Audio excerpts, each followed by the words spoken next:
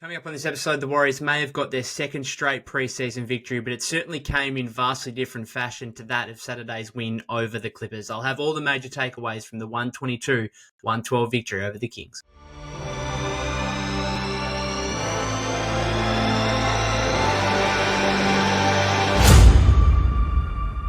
Welcome back to the Golden State with Mates podcast, recording this shortly after Golden State recorded their second consecutive preseason victory over the Sacramento Kings at Golden One Center on Wednesday night.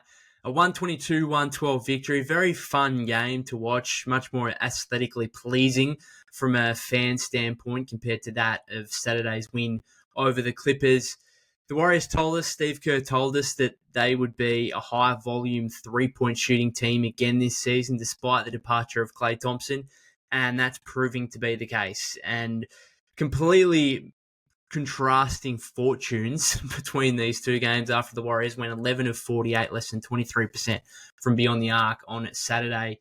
They come out and set what would have been, had it been the regular season, a franchise record 28 made threes against the Kings. I spoke on, I think it was 2 episodes ago now, after that Clippers game, that the Warriors are going to have these performances where they're still very capable of heating up from beyond the arc, and they're going to hit a high clip and they're going to make a heat. They're also going to be capable of performances like they had against the Clippers, where they struggle a little bit, shoot less than 30%, that kind of thing. So it is really a risk v reward style that they're going to play with this high volume of three-point shooting. But Steve spoke after the game in terms of more depth of three-point shooting compared to last season, when you bring in, say, 2 guys in Buddy Hield and Anthony Melton, who are really replacing one guy in Klay Thompson.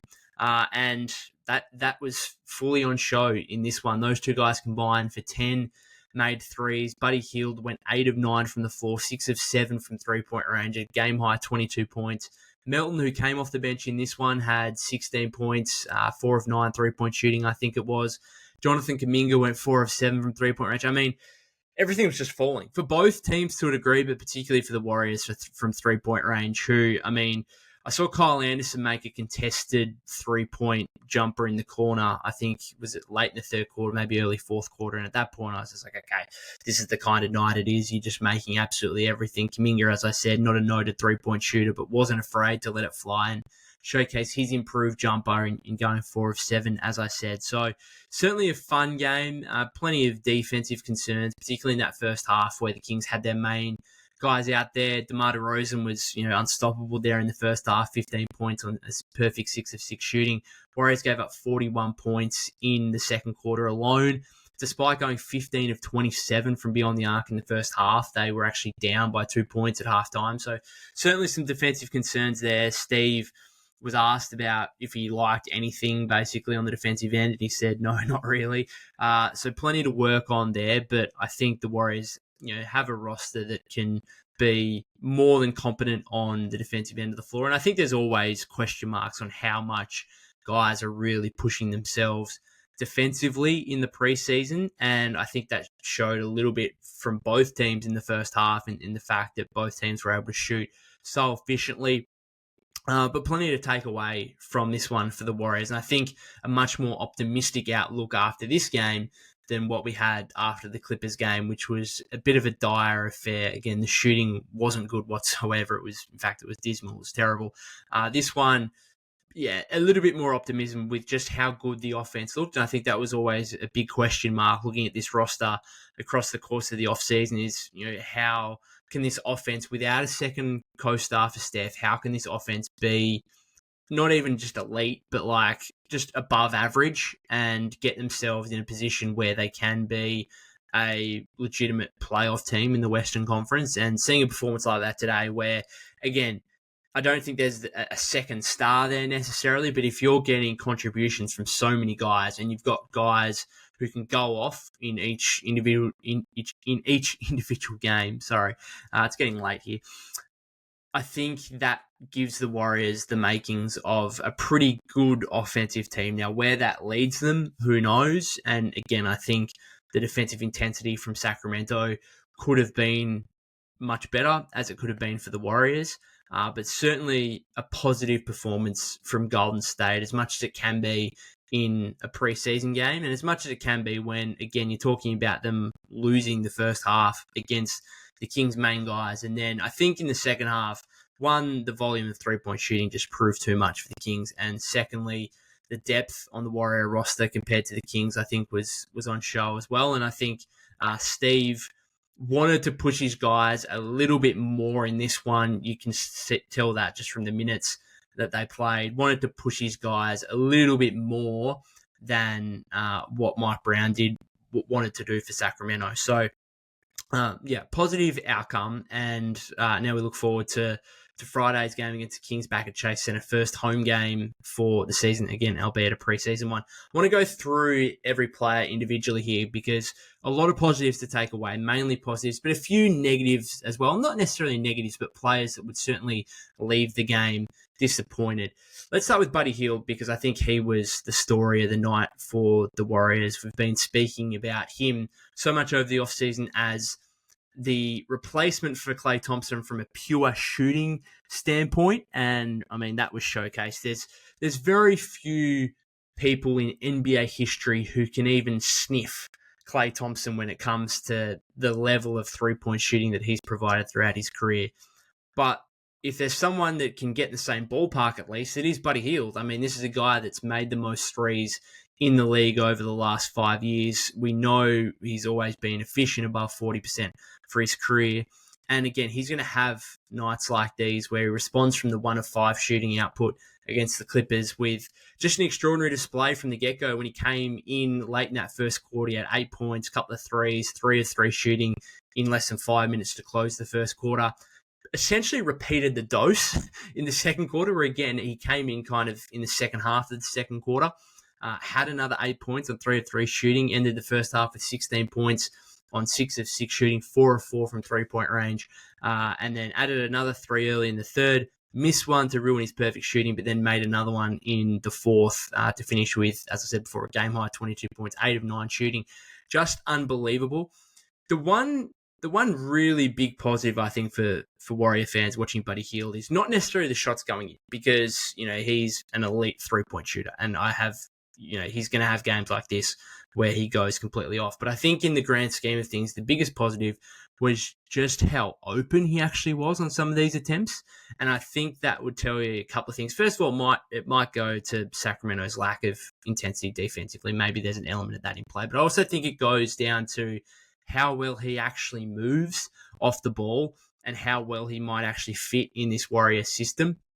And his ability to find himself open, I think, is a real credit to him, and hopefully something we can see plenty of times, obviously, throughout the regular season and see on a frequent basis, because we know if there's even a slight bit of daylight for him, he's probably going to knock it down. And so that wasn't just the ball going in the net. I think from a coaching standpoint, Steve would look at that and say, we got really good looks.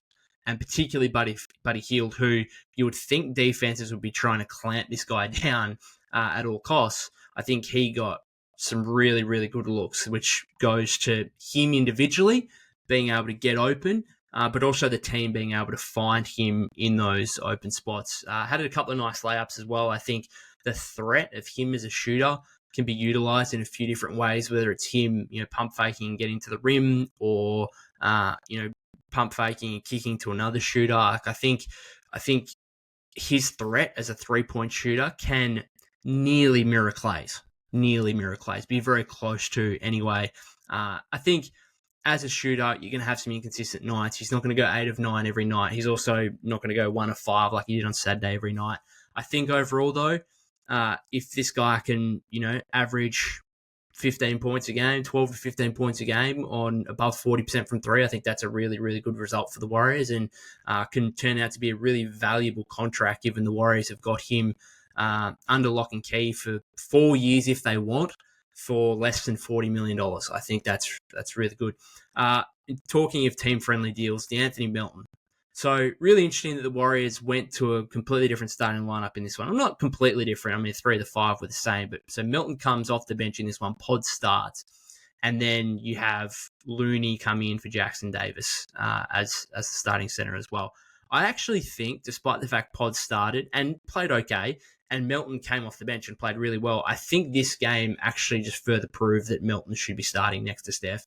One, because of the defensive stuff, but two, because of the three-point shooting. Right. Absolutely unbelievable. And not just that, but like we saw lineups today where he was the point guard. He's a legitimate combo guard. I spoke about a couple of episodes ago. He's not just a 3-and-D wing. Like he can do so much more than that. And he had a great game. He had 16 points, 5 rebounds, 3 assists, 6 of 12 shooting, 4 of 9 from 3-point range. Looked fantastic.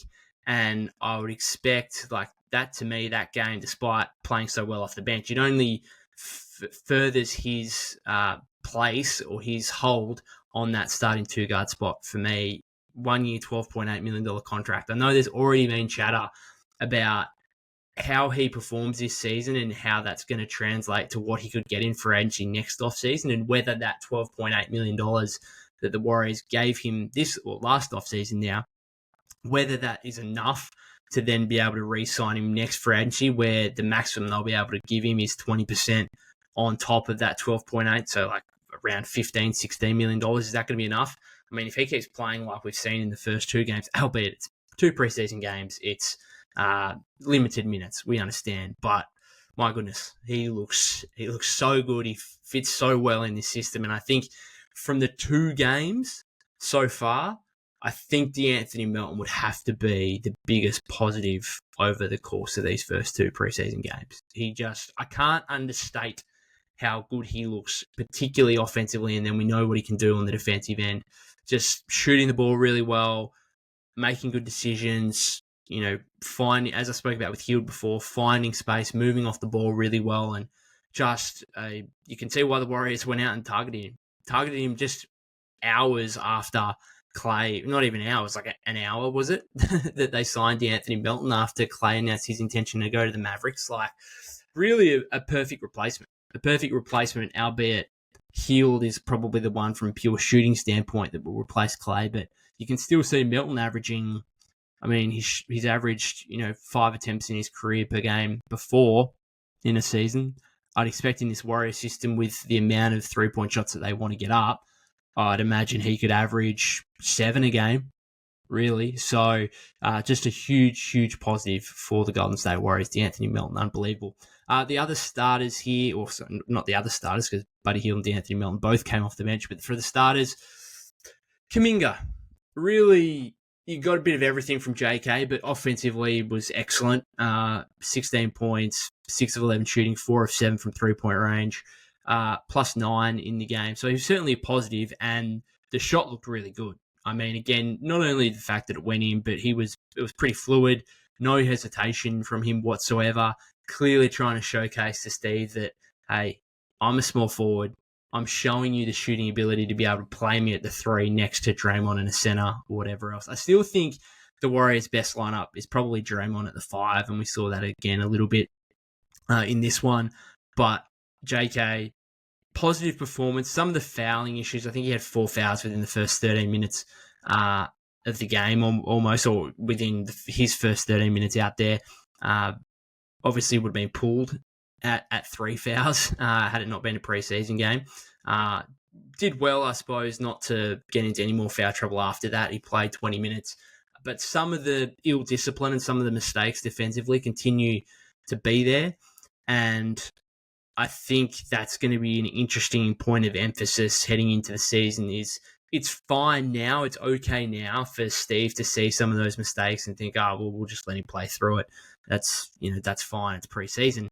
But come the regular season, those mistakes happen, those ill-disciplined fouls and whatnot, and you got to think to yourself, how much is Steve going to give him the rope to play through those defensive mistakes, because they can really cost you. They could be the difference in a game if we come down to a shot here or there. So that was kind of the disappointment for JK. And then looking at the fact he only had 2 rebounds as well, he's so athletic. I'd like for him to utilize his athleticism more in just scoring, in terms of rebounding and defensively and stuff like that. So certainly things to work on, certainly things to improve upon, but nonetheless a very exciting performance. And if simply Jonathan Kuminga wanted to go out there and showcase his ability to be a small forward. I think offensively, and the fact that he went 4 of 7 from 3 would showcase that he can be that. Now, whether he's going to average, he's not going to shoot 7 threes every game, and I think ideally you'd still want him to find the right balance between taking the threes and obviously getting to the rim. But it is at the same time incredibly important for him to knock down some threes, not just to feel better about himself and up his scoring and whatever else, but to make defenses respect him from three-point range. Because once teams start doing that, then that not only opens up things more for him individually, but the Warriors as a whole will be so much better offensively if that becomes the case. And he's still going to, got a long ways to go before teams actually do that. Like, it's going to take more than a couple of preseason games. But, if he comes out first 15, 20 games of the season and, averages 4 threes a game, 5 threes a game, and shoots mid to high 30s from 3, then all of a sudden teams are going to put on the scouting report, okay, we need to actually start closing out to this guy a little bit more than what the league has done throughout his first few seasons. So it looked really good today. Let's see and let's hope that he can back it up moving forward. Steph and Draymond, just solid performances from them. Draymond knocked down 2 of his 3 threes. Steph knocked down 3 of his 6, had 13 points. Draymond had 10, 5 assists. The chemistry between those two guys we know is unmatched, combined again on a couple of occasions. Nothing really more needs to be said from those two guys. On those two guys, we know what we're going to get from them, and looking forward to seeing so much more of it this season. Brandon Podziemski, another interesting player. I'd say it was a positive game for him, and not necessarily he was one of the players that didn't necessarily have the fire going from 3-point range. I mean, he was he was 2 of 4 in the end. I should apologise. He shot 50%, but he was 3 of 8 from the field overall, so less efficient than obviously what the Warriors were as a team. But he did have 4 rebounds and 8 assists is the big key. 8 assists, 1 turnover. Again, going back to the Melton point before, I think this game showcased that Pods should actually be the 6th man in a backup point guard role to Steph, because I thought his playmaking in this one, that assist to turnover ratio, I think that really showcased that, hey, he can be the Warriors' backup point guard. Had a little bit of an issue in the second quarter where he got knocked down on a screen, went back to the locker room. Seems like he's all fine, so that's okay. But yeah, I think he's just the Warriors' backup point guard, and I'd be surprised, despite the positives that came from the Warriors win today, I'd be surprised if he's the starting 2 guard next to Steph come opening night. I really think Melton is firming for that spot. I mean, Buddy Hield pushed his case today with this one, but I actually liked the role that Hield was in this game, coming off the bench, playing significant minutes still. Like, he's going to play 20 minutes a game, and he's going to be, a high volume shooter when he's out there. I just think Melton gives that blend of offense and defense you need next to Steph. He's still an elite 3-point shooter. He can handle the ball a bit, just gets the right spots, and defensively, obviously, the best of that trio as well, which I think is really important. So, Pods, I thought, a positive game. But, again, like Kuminga, certainly things to work on. Not just necessarily the 3-point shooting, but I think, he's still taking a couple of those floaters and stuff like that, which he kind of suggested that he'd get out of his game in the off-season. So just the shot selection stuff as well for him, I think, is probably one of the most important things. But there's other times where he makes really good decisions, like that one in the first quarter where he could have put up the 3 and he kind of pump fake and then found Draymond for a layup. He's just a smart player. He's a high IQ, smart player, and the Warriors are, he was +7 again today. And even the other day when he played poorly and shot 1 of 9, the Warriors, he still had the second highest plus-minus on the team. The Warriors just win when he's on the floor. And so he's going to be a guy that plays heavy minutes. Now, when you've got also Hield and Melton in the mix, maybe that puts a limit on how many minutes he plays, but I think he'd still average 25, probably. And then Looney was the starting center, obviously, today. 17 minutes, 1 of 2. His first bucket came on the first possession of the game where Pods found him and he actually hit a little mid-range jumper, and he took another mid-range jumper in the second quarter, I think it was, and missed it. I like seeing the midi, but again, it's not something we're going to see a whole lot of in terms of his shooting. And really, I mean, didn't impact, like 2 points, 2 rebounds, 2 assists. We know it's not about the box score numbers for Loon, but I think getting another go at that starting center spot, I think he would have probably wanted to showcase a little bit more than what he did, albeit the Warriors, like, it wasn't a disaster by any means. And it's going to be interesting because the Draymond Loon starting frontcourt pairing, I thought was one that was dead and buried that we'd never, ever see again. And Steve's like, no, that's old reliable right there. I'm going back to it in this second preseason game. In a situation where I maybe should otherwise be experimenting a little bit more, I'm going to just instead go back to my tried and tested, albeit he also had Kuminga at the 3. So there was a bit of a different look in the Warrior front court then. Some of the other bench guys, talking of like center spot, TJD, thought he got better as the game kind of went on. He was a game high plus 22 in the end. That probably got a little bit amplified by the fact that he played a fair bit in the fourth quarter where the Warriors ran away with it to a certain degree in the last like 18 minutes of the game when the Kings were resting all their starters and whatnot. But he had 8 points, 6 rebounds, a couple of assists, a steal, a block, 4 or 6 shooting from the floor, utilized his athleticism pretty well, ran the floor in transition. I'm still concerned about his just genuine lack of size. I actually thought, got out rebounded a couple of times and by Alex Len, and just coming up against genuine 7-footers, as I've said, going back to the last episode and other times throughout the offseason, I'm just concerned about going up against guys that are a few inches taller than him. But still, again, a positive performance from TJD. There's no doubt about that. Kyle Anderson, interesting game. 20 minutes, 3 points, 4 rebounds, 4 assists. Again, not necessarily about the box score numbers with him. I thought he was fine. I don't know. I think, obviously, of the off-season additions, Hield and Melton probably been more impressive than Slow-Mo in these first 2 games. But he also got out there with Draymond in that front-court pairing, I think it was, during the second quarter as well, which I'd probably like to see a little bit more of. I'm not too concerned. I just think Kyle Anderson's a guy that, he's 11 years into his career. We know who he is at this point, and he's going to be a really solid, valuable 18 to 20-minute player for the Warriors, and that's just who he is. And I'm not too concerned with what he showcases to us in preseason because we just know who he is at this point. A couple other ones here. Gary Payton II. So him and Moody, I think, are fighting for the 1 rotation spot, and it started with GP2 in the top 10 on Saturday against the Clippers, and then he was the 11th man, and Moody slid into that kind of second unit in this one against the Kings, which I think was pretty fair based on the fact that Moody was one of, if not the best player in the game on Saturday, had those 12 points, 4 rebounds. GP2, I mean, he can still give you stuff defensively, but I'm not sure what else. He's just a bit of an offensive liability.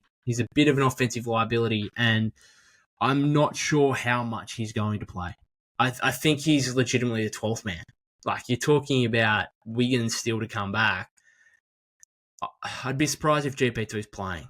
I would really be surprised if GP2 is playing come the start of the regular season. And that was kind of my whole thought process during the offseason, was that when you're looking at this roster, it was probably GP2 and Loon who were the kind of ones on the outside who would have to force their way in. Loon has done so a little bit.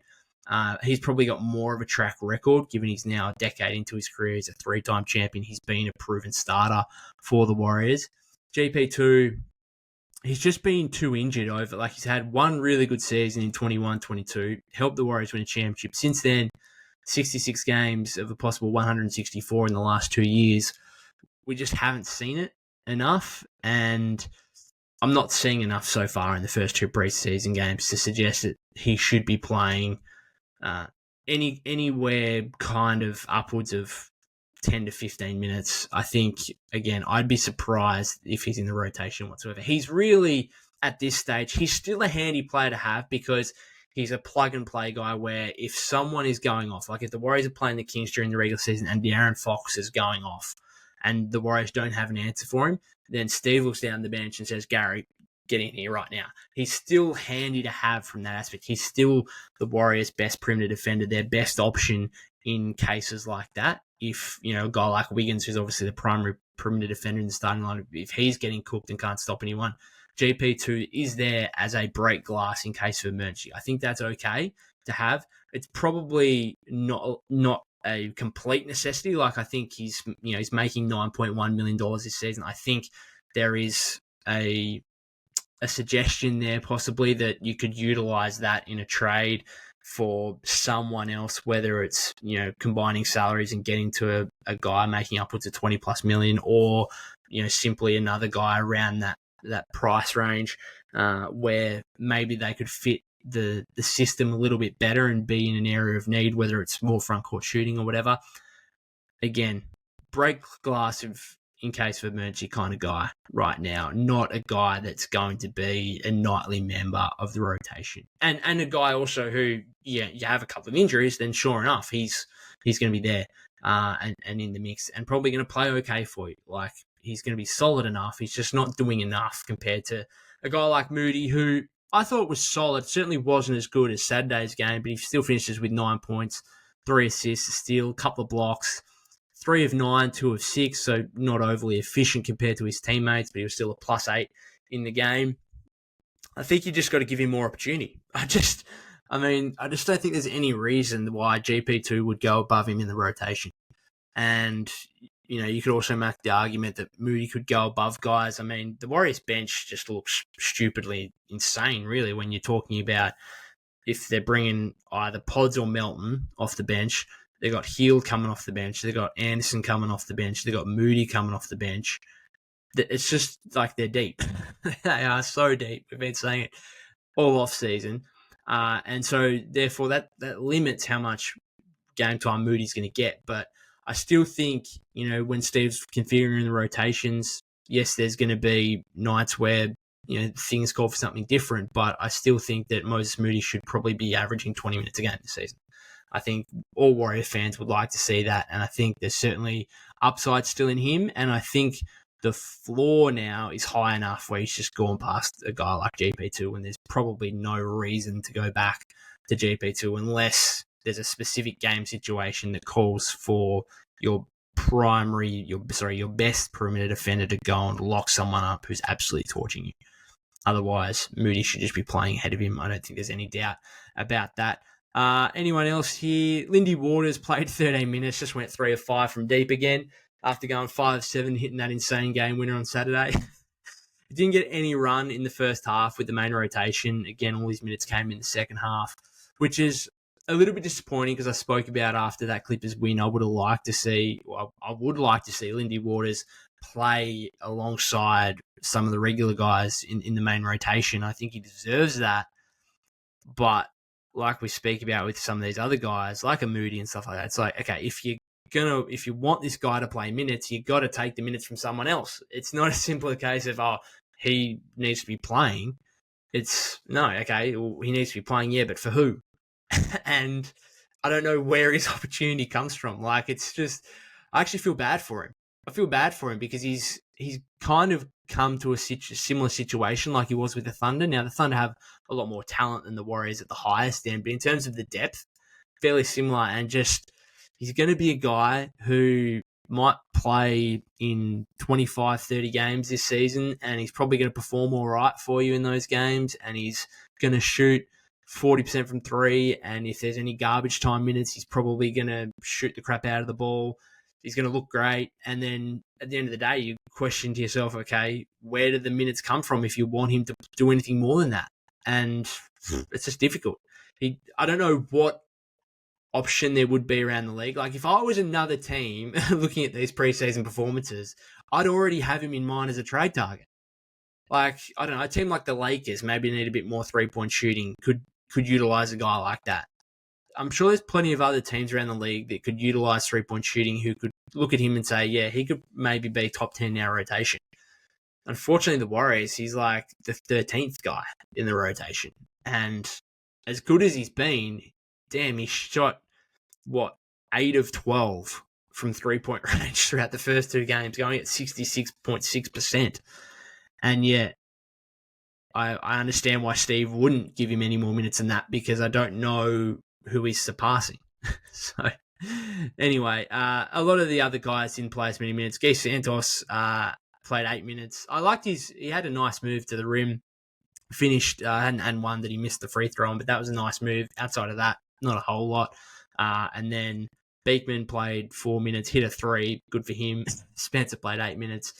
Quentin Post played 3 minutes, not too much there. Steve really wanted to give the main guys extended run, like you had some of the bench players, some of the legitimate bench players like Melton and Pods even, albeit he was starting today, Buddy Hield, Kyle Anderson, Loon, TJD, these guys were all still playing some fourth quarter minutes. So I don't know what we'll do from here, because there's still 4 preseason games to come, and whether it just continues to ramp up from there. I'd be surprised. Like, I wouldn't expect like Steph and Draymond, even though they've only played in the first halves of these games. I'd be surprised if they still appear in all 6 games. I'd expect there to be a rest. Maybe, given there's only 2 days between this game and another game on Friday against the Kings back at Chase Center, maybe Steph and Draymond rest those games, just because I don't see the point in playing them necessarily for all 6 games. So maybe they rest, maybe a couple of the veterans rest. But other than that, you're still trying to work out what the rotations look like and what different lineups look like. And so you've got to take these preseason games pretty seriously. And as I've said, I think the Warriors need to take the preseason probably more seriously than most other teams around the league, just because of the uncertainty in regard to their rotation at the moment. Other than that, guys, I'll finish it up there. Let me know your thoughts and opinion in the YouTube comments, your major takeaways from this game, positives, negatives, all that stuff. If you haven't subscribed to the YouTube channel already, that would be greatly appreciated. You can follow me at POK252, POK252 on X/Twitter. And other than that, I'll see you on the next episode.